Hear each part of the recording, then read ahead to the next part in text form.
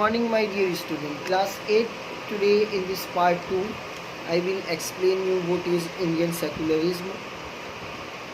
क्योंकि हमारे चैप्टर का नाम अंडरस्टैंडिंग सेकुलरिज्म था और उसमें हमने पार्ट 1 में आपको why it is important to separate religion from the state यहाँ तक पढ़ाया था. So let's start the chapter.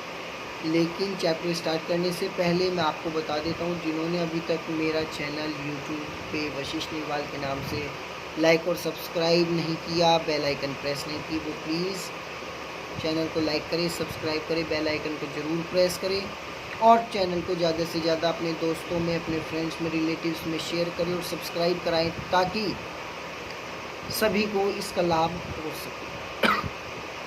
बात करते हैं. Indian constitution mandates that Indian state be secular.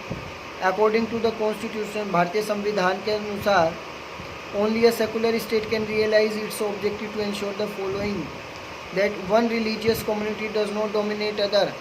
कोई भी एक धार्मिक संस्था किसी दूसरे रिलीजन को डोमिनेट नहीं करेगी. that some members do not dominate other member of the same religion community. कोई एक ही धर्म के लोग आपस में एक दूसरे को टीज नहीं करेंगे. हर एक रिलीजन में जो व्यक्ति है वो उसकी अपनी इंडिविजुअल फ्रीडम है. The Indian state works in various ways to prevent above the domination. First, it uses a strategy of disconnecting itself from the religion.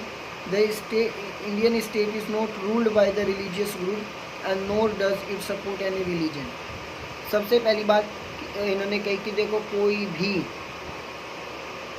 Religious group देश को नहीं चलाएगा, जो धर्म को मानता होगा उसको नहीं. In India government spaces like law court, police station, government school and offices are not suppose to display और promote any religion.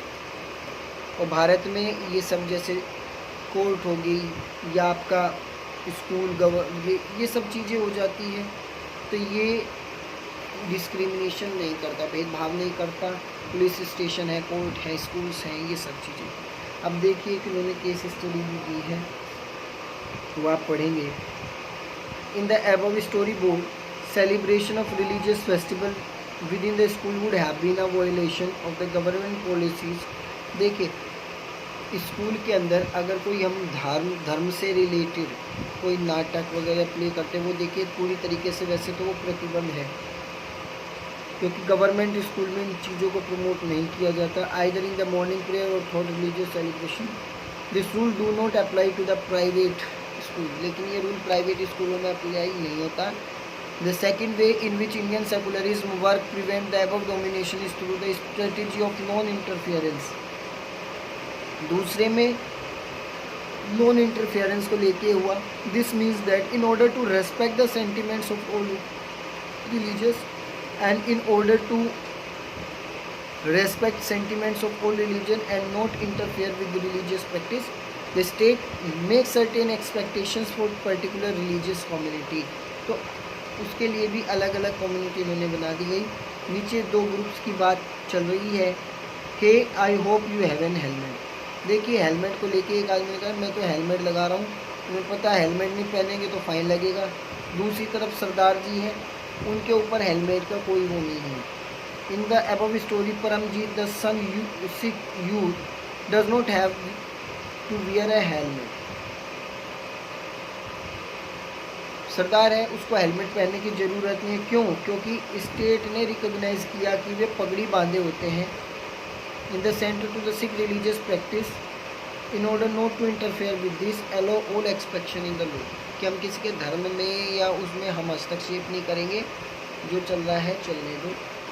Third domination Indian secular में हुआ, तो you read earlier in the chapter about untouchability. Untouchability के बारे में आपने पहले भी पढ़ा है.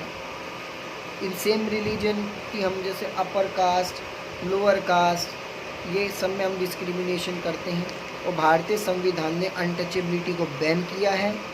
यहाँ तक कि सोशल प्रैक्टिस जो लोग करते थे, डिस्क्रिमिनेशन करते थे, फंडामेंटल राइट्स लोअर कास्ट को भी दे दिए कि आप भी देश के नागरिक हैं, आपको भी पूर्ण अधिकार है रेस्पेक्ट के साथ भारत में रहने का.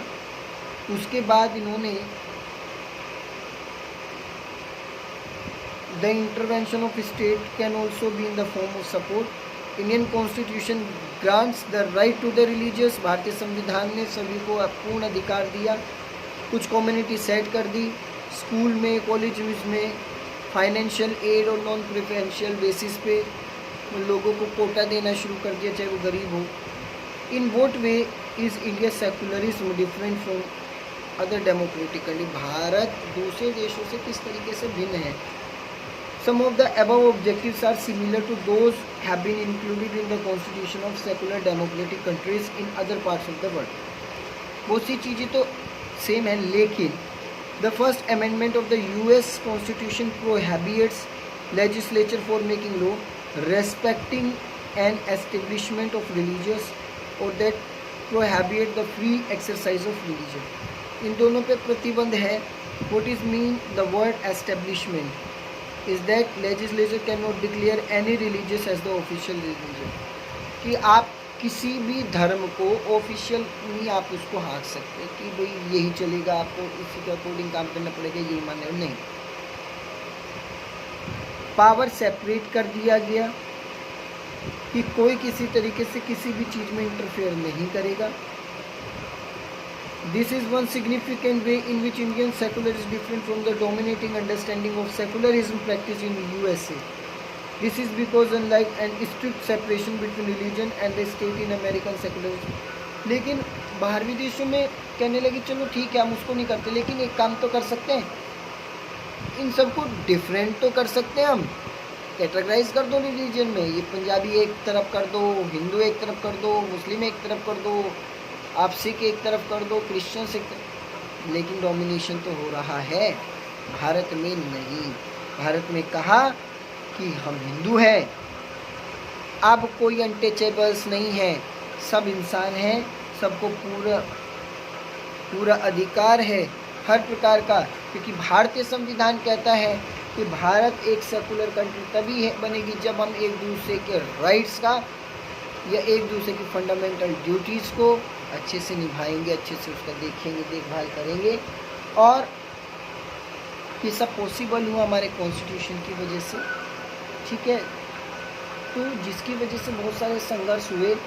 इंडियन स्टेट सेकुलर है जो रिलीजियस डोमिनेशन पे को रोकने के लिए वर्क कर रहा है, और ये गारंटी देता है हमारे फंडामेंटल राइट्स से कि हम लोगों को सिक्योर करेंगे, हम लोगों को बचाएंगे कि जो उनके साथ पहले होता था वो भेदभाव ना हो.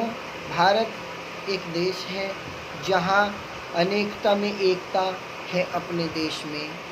ठीक है, आपने सुना होगा जहाँ अनेकता में एकता है अपने देश में, मतलब लोग बाग अलग अलग होने के बावजूद भी एक है. India is the only country in the entire world where you will enjoy all the religion, all the festivals that people are just celebrating together. This is so called the love of the country. My dear student, that's all how our chapter is over. Thank you and have a nice day.